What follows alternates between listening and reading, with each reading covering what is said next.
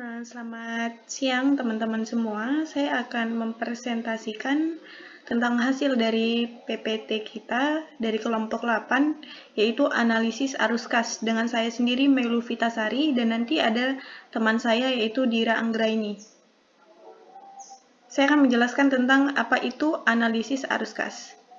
Analisis arus kas adalah studi tentang pergerakan uang tunai yang masuk dan keluar melalui bisnis, yang disebut anggaran kas atau kas budget, dan metode untuk memeriksa kondisi keuangan perusahaan. Menurut Rudianto, laporan arus kas adalah suatu laporan tentang aktivitas penerimaan dan pengeluaran kas perusahaan di dalam suatu periode tertentu, beserta penjelasan tentang sumber-sumber penerimaan dan pengeluaran kas tersebut. Dan untuk selanjutnya, menurut Arthur J. Kwon, David F. Scott, John D. Martin, dan J. William Petty, setiap usulan pengeluaran modal, capital expenditure, selalu mengandung dua macam arus kas, yaitu arus kas keluar neto atau net outflow of cash, yaitu arus kas yang diperlukan untuk investasi baru.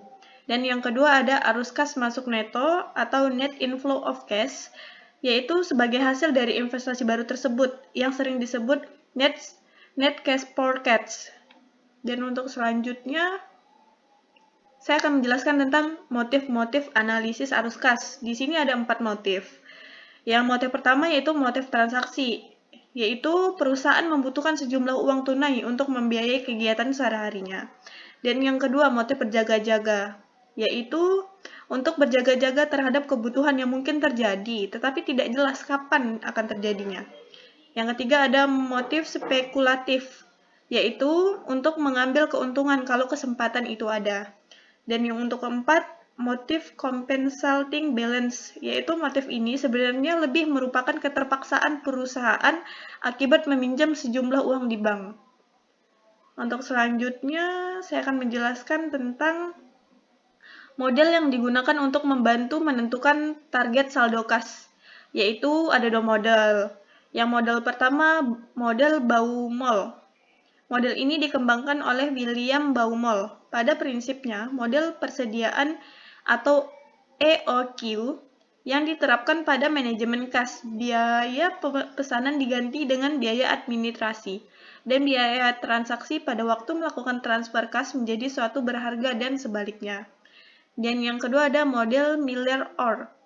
Model Miller-Orr tepat digunakan untuk kondisi di mana pengeluaran kas berfluktuasi atau tidak konstan dari waktu ke waktu secara random dan tingkat ketidakpastian pembayaran kas yang cukup besar.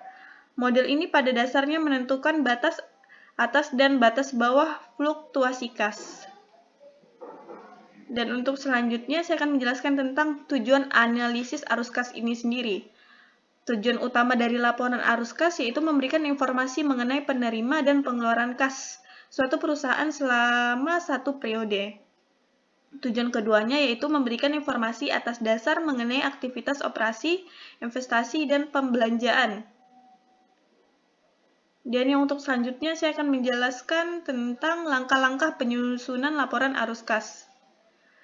Untuk langkah-langkahnya, ini berbeda dengan laporan keuangan utama lainnya, seperti neraca laporan laba rugi, laporan arus kas. Laporan arus kas tidak disusun dari neraca saldo setelah penyelesaian. Informasi yang diperlukan untuk menyusun laporan arus kas umumnya diperoleh dari sumber-sumber sebagai berikut, yaitu neraca komparatif yang memberikan informasi tentang perubahan aktiva, utang, dan simpanan anggota selama periode tertentu. Dan yang kedua, laporan laba rugi yang memberikan informasi tentang laba bersih dan komponen serta pembayaran dividen selama suatu periode. Yang ketiga, ada informasi pendukung yang diperoleh dari hasil analisis perubahan rekening neraca yang memberikan informasi tentang sebab perubahan dan kas setelah kas. Untuk selanjutnya akan dilanjutkan oleh rekan saya Dira Anggraini. Ya, saya Dira Anggraini akan melanjutkan presentasi dari Melu Vitasari. Saya akan membahas tentang analisis terhadap laporan arus kas. Yang pertama itu ada rasio arus kas operasi, digunakan untuk mengetahui kemampuan perusahaan dalam menghasilkan kas guna membayar komitmen-komitmennya. Rasio cangkupan arus dana. Rasio ini digunakan untuk mengetahui kemampuan perusahaan dalam membayar bunga atas hutang yang telah ada. Yang ketiga itu ada rasio cangkupan kas terhadap bunga. Rasio ini digunakan untuk mengetahui kemampuan perusahaan dalam membayar bunga yang telah ada. Rasio ini diperoleh dengan arus kas dari operasi tambah pembayaran bunga dan pembayaran pajak di pembayaran bunga. Ya, selanjutnya. Yang selanjutnya ada yang keempat, ada rasio cangkupan kas terhadap hutang lancar. Rasio ini mengukur kemampuan perusahaan dalam membayar hutang lancar berdasarkan arus kas operasi bersih. Yang kelima itu ada rasio pengeluaran modal. Rasio ini digunakan untuk mengukur modal tersedia untuk investasi dan pembayaran hutang yang ada. Yang keenam ada rasio total hutang. Rasio ini menunjukkan jangka waktu pembayaran hutang oleh perusahaan dengan asumsi semua arus kas operasi digunakan untuk membayar hutang. Selanjutnya, yang ketujuh itu ada rasio arus kas bersih bebas. Rasio ini berguna untuk mengukur kemampuan perusahaan dalam memenuhi kewajiban kas di masa yang akan mendatang. Yang kedelapan itu ada rasio kecukupan arus kas. Rasio ini mengukur kemampuan perusahaan dalam menyediakan kas untuk memenuhi kewajibannya dalam jangka 5 tahun mendatang perusahaan. Selanjutnya itu ada metode penyusunan laporan arus kas. Yang pertama itu ada metode langsung. Dalam metode langsung dilaporkan golongan penerimaan kas bruto dari aktivitas operasi dan pengeluaran kas bruto untuk kegiatan operasi. Perbedaannya antara penerimaan kas dan pengeluaran kas dari kegiatan operasi akan dilaporkan sebagai arus kas bersih dari aktivitas operasi. Yang kedua itu ada metode tidak langsung. Dalam metode tidak langsung, pengaruh dari semua penangguhan penerimaan dan pengeluaran kas di masa lalu dan semua akurat dari penerimaan kas dan pengeluaran kas yang diharapkan pada masa yang akan datang dihilangkan dan laba bersih yang diperhitungkan laba rugi. Analisis laporan arus kas dari aktivitas investasi itu, menurut Harry, mendefinisikan yang termasuk sebagai aktivitas investasi adalah membeli atau menjual tanah, bangunan, dan peralatan. Di samping itu, aktivitas investasi juga meliputi pembelian dan penjualan instrumen keuangan yang bukan untuk tujuan diperdagangkan, penjualan segmen bisnis, dan pemberian pinjaman kepada entitas lain termasuk penagihannya.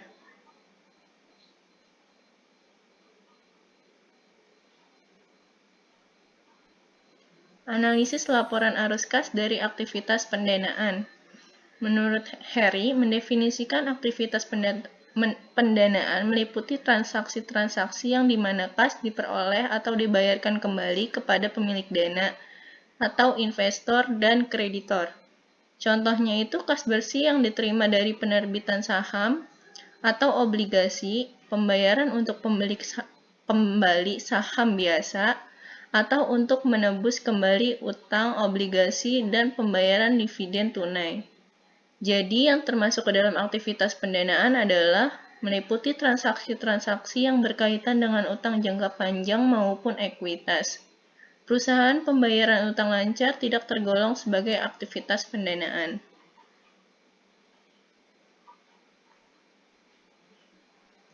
Kesimpulan yang kita ambil dari laporan ini yaitu analisis arus kas dan arus kas keluar perusahaan berikut sumber operasi, investasi, dan pendanaannya merupakan salah satu pekerjaan investigasi yang paling penting.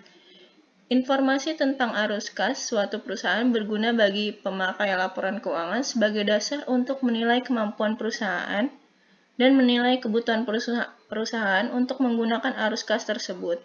Perusahaan harus menyusun laporan arus kas dan harus menyajikan laporan tersebut sebagai bagian yang tidak terpisahkan di laporan keuangan.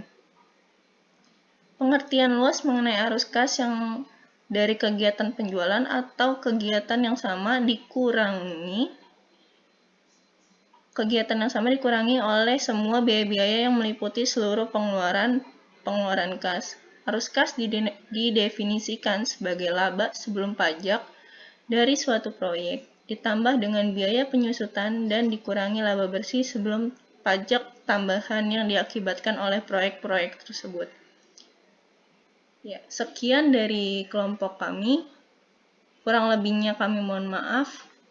Semoga kalian mengerti dengan presentasi yang kami sajikan. Terima kasih.